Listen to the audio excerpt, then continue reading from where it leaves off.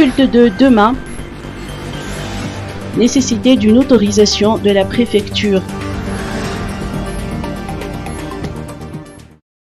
Les noms, adresses et contacts des personnes qui assisteront à un culte demain devront être impérativement enregistrés, a déclaré aujourd'hui le général Angelo Ravelnarive, préfet de police d'Antananarive.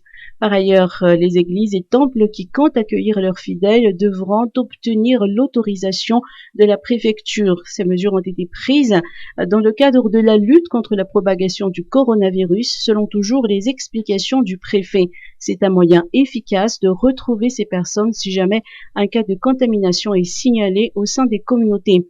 Par ailleurs, le général Angelo Ravelnarive insiste sur la nécessité d'appliquer les gestes barrières déjà recommandés comme le port de masque, la distanciation d'1 mètre sans poignée de main ni embrassade.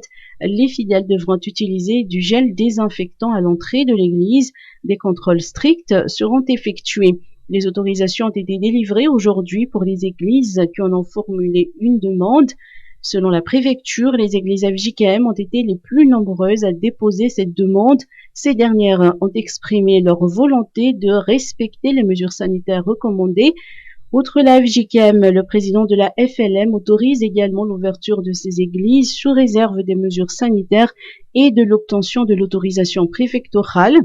En ce qui concerne l'Église catholique, le cardinal Désiré Tsaraz s'est déclaré en faveur de l'ouverture des églises, mais sous la responsabilité et suivant les réalités de chaque diocèse.